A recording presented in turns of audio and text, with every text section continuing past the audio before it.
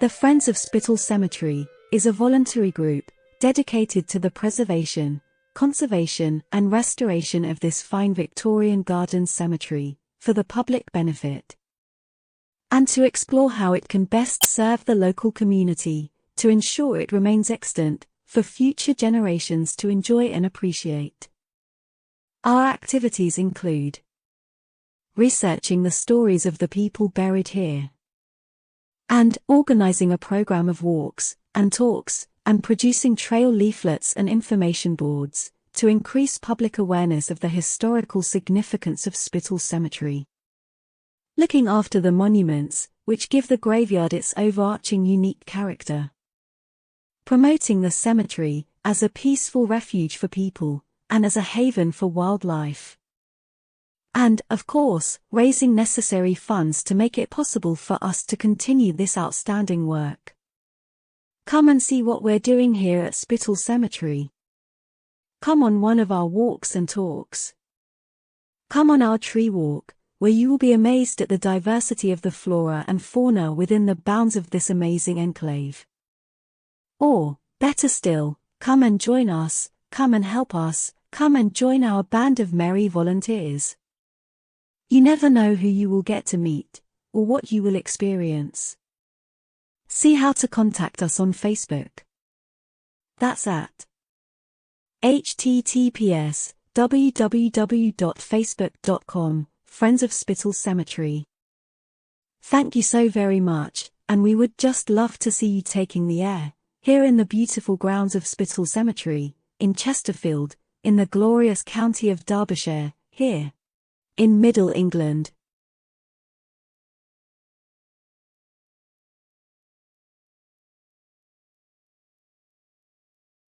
A brief history of the Victorian Garden Cemetery at Spital. In the 19th century, the country's population was increasing rapidly, so there was also an increase in the number of people dying.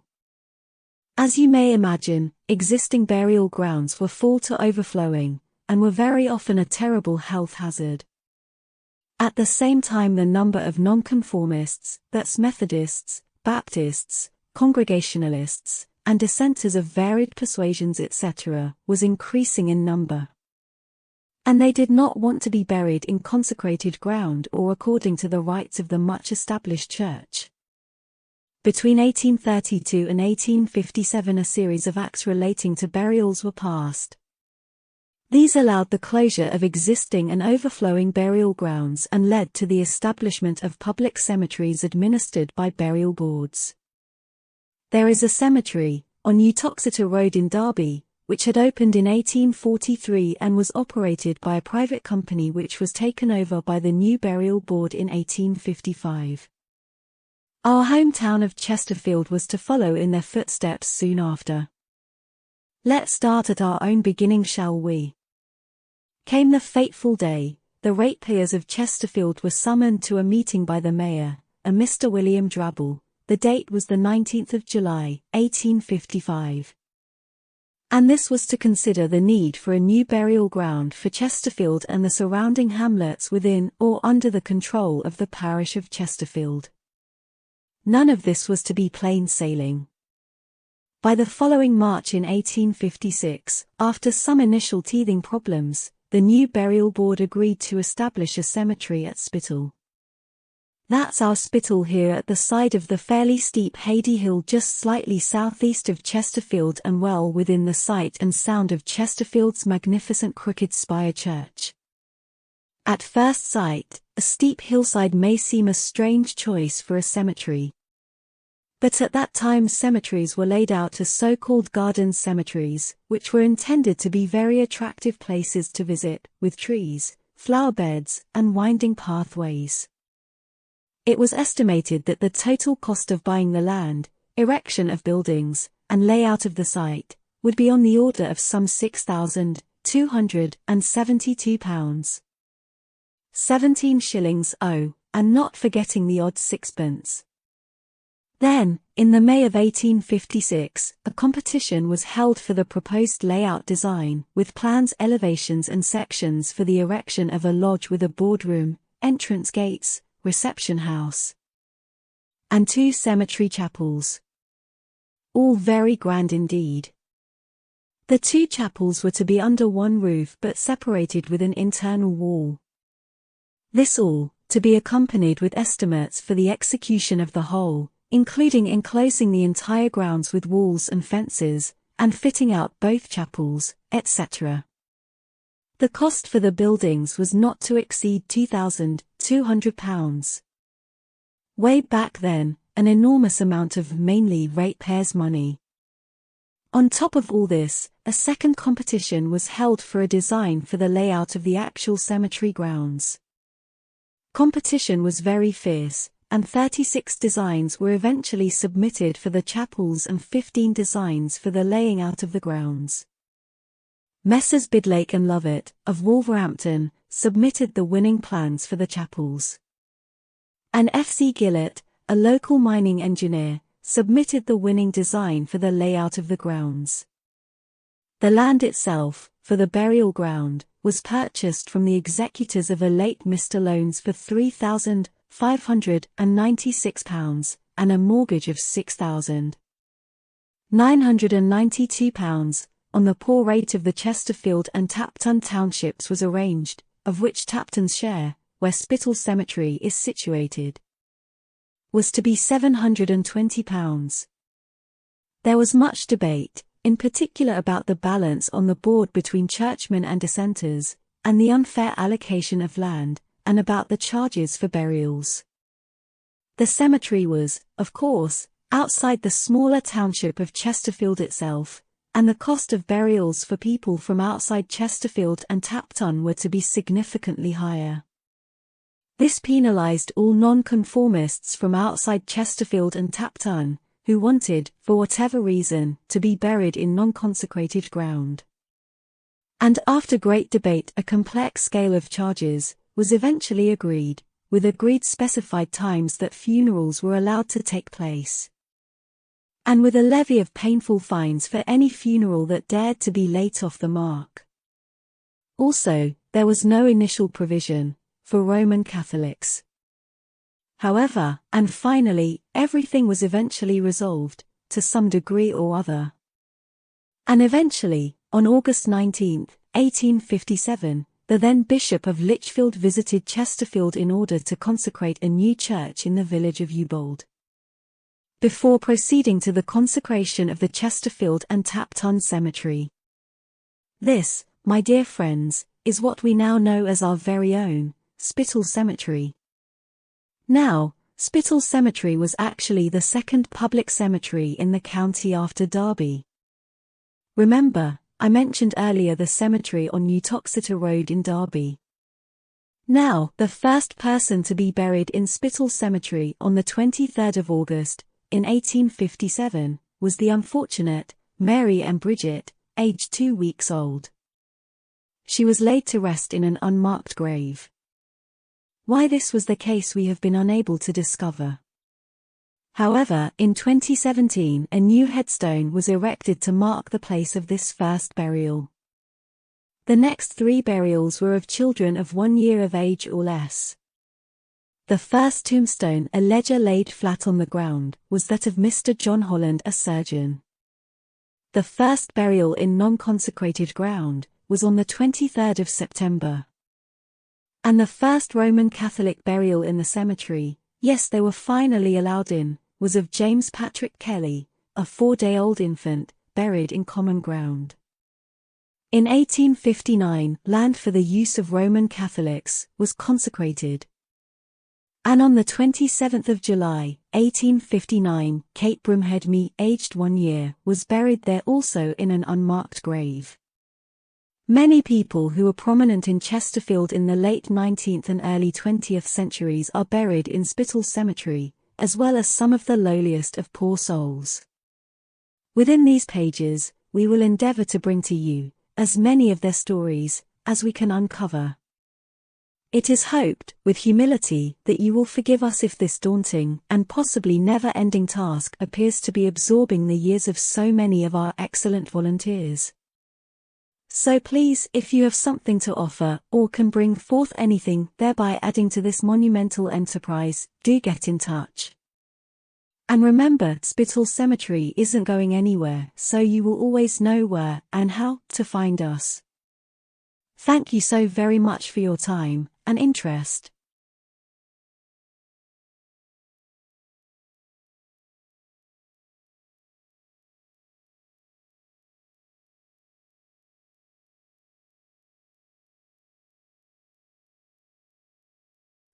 Because I could not stop for death, he kindly stopped for me.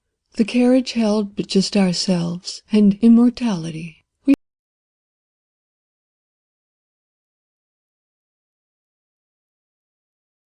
Hello. This is an icon-driven website. That simply means that anything, and possibly everything, you can see, will probably be a link or trigger to either make something happen, or show you something, or allow you to listen to something, or take you to somewhere else, where all of this will also be possible. However, this interactivity will require you to become involved by actually doing something. That is, by clicking something. The whole site is laid out this way to encourage you to become involved by clicking the icons and seeking what they do and where they lead. And please remember that this website is a work in progress, and, as such, will be updated with newer content just as soon as we can create it and upload it.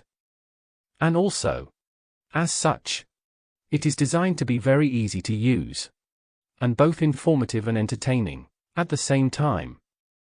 Simply point and click, and away you go. So please enjoy using the site, and also let other people in your circle of friends and acquaintance know how and where to find us. Thank you. And see you again very soon now.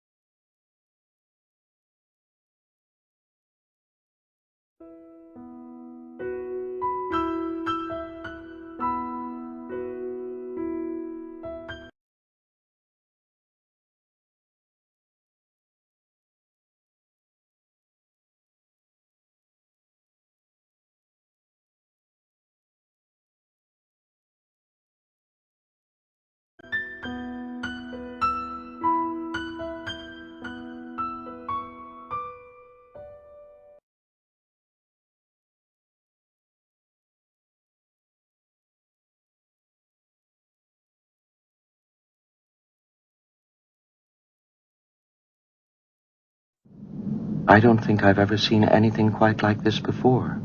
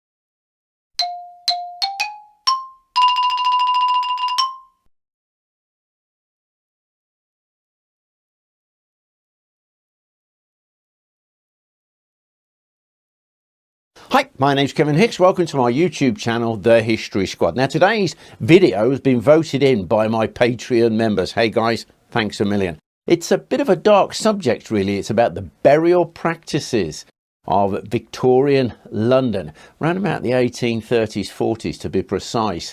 This focus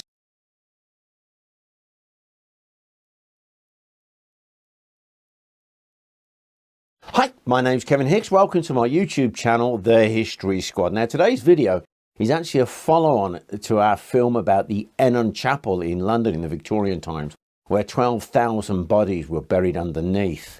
This is the story of London's notorious burial grounds, and I must warn you now, these are pretty gruesome stories. The sad thing is, though, they're all true.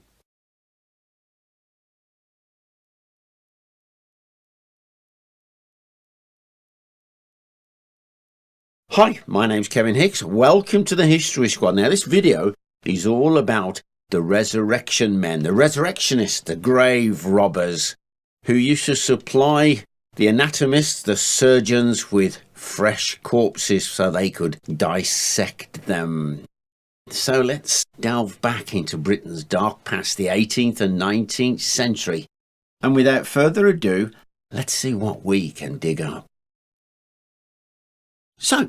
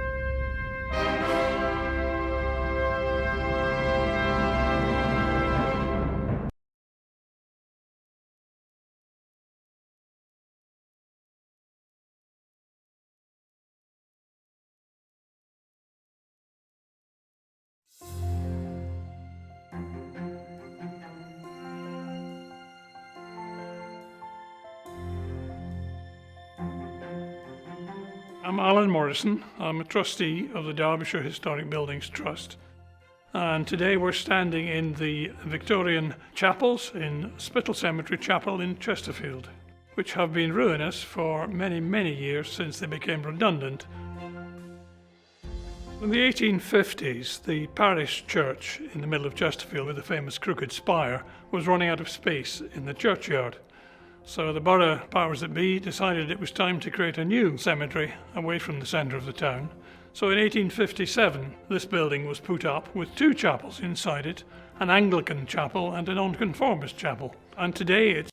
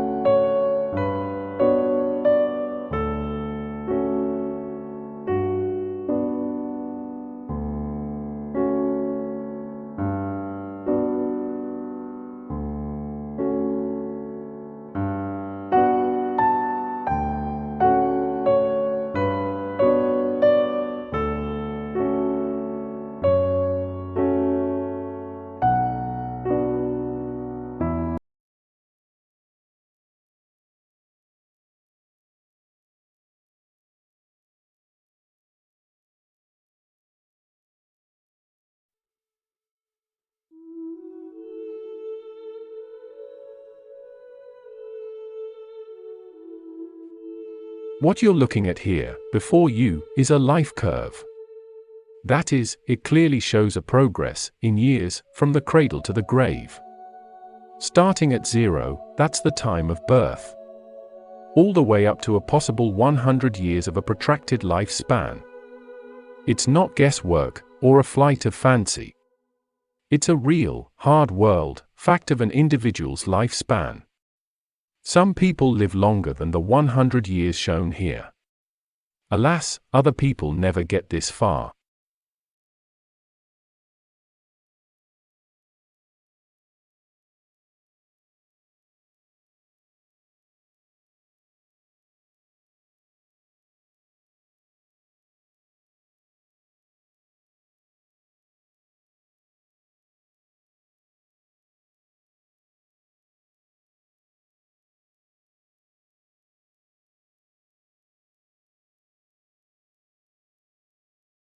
An earlier history. Human remains thought to be of a priest, dating around the late 12th or early 13th century, as well as a chalice and paten, were found.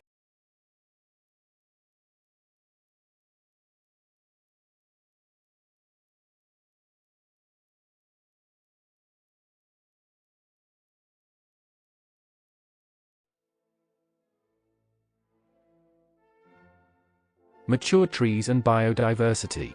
There are many magnificent mature trees in the cemetery, some from the original planting in 1857. Some, like the rare elm, have their own ecosystem.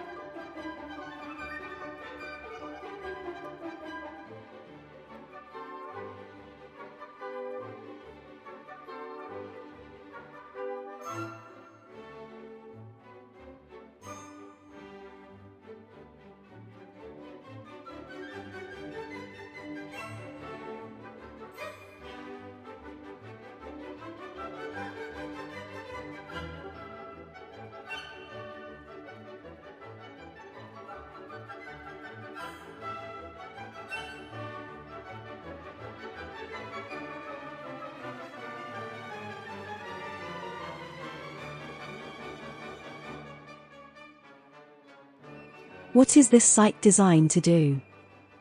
This site has been designed as an information storehouse and detailed information provider. That simply means that it contains a great deal of information regarding the creation and ongoing existence of Spital Cemetery, in the town of Chesterfield, in the county of Derbyshire, in England. It begins its collection gathering of relevant information way back in the early 1850s and progresses through, with currently available information, to the present day. The whole site is solely for the dissemination and publication of any and all relevant details that we presently have available to us. This includes any available details of the persons interred here, and any life or incidental stories that can be discovered appertaining to those people. Who has this site been prepared for? This site has been prepared, as far as the technology available to us allows, to be very user-friendly, and thereby available to anyone with the necessary equipment to peruse and access its innermost depths for the information they may be seeking. That means that it attempts, visually, through the use of icons and clickable buttons, to break up and separate, as much as possible, the vast knowledge available to us, and present it in usable portions, without being overwhelming in the delivery of that knowledge, information, and inherent details. We set out to make this site a simple-to-operate, knowledge-based system, usable by both laypersons and professional researchers alike. It is a gateway into the past of Spital Cemetery. It is also a portal which one may step through into a bygone age with the intention of making known that which has gone before, but was forgotten, or hidden, for lack of opportunity and ease of accessibility.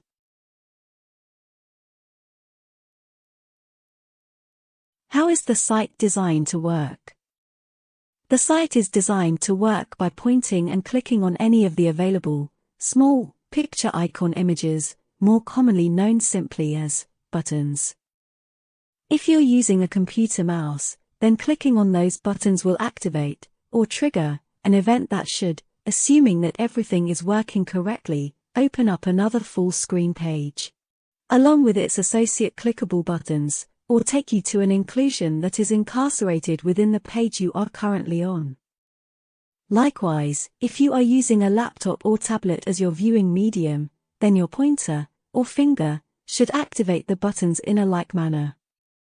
In certain instances, but not all, there is the facility to zoom into, and out of, lots of screens, thereby affording a close-up of any inherent details that may be difficult to see on smaller viewing monitors.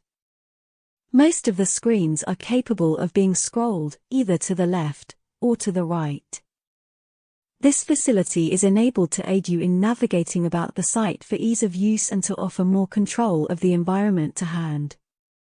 If you're trying to view the site on a mobile phone, please be advised that this may well work as intended on some devices, but certainly not on all devices, especially earlier models.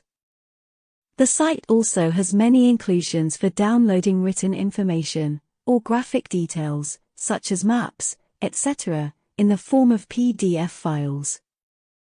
As much information as it is within our power to share, is being included and made accessible to all users of this site who have, at their disposal, the necessary equipment to avail themselves of this service.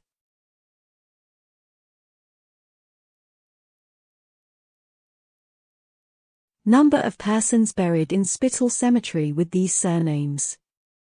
Please be aware that all such listings as these are subject to possible amendments if, when, and as new information becomes available. To date we have listed 627 persons whose surname begins with A.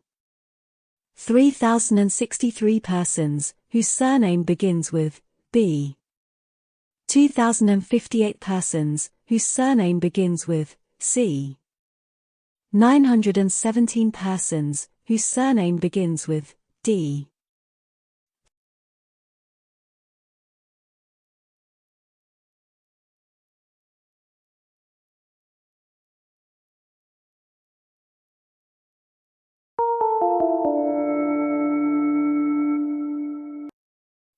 Spend all your time waiting for that second chance, for the break that would make it okay.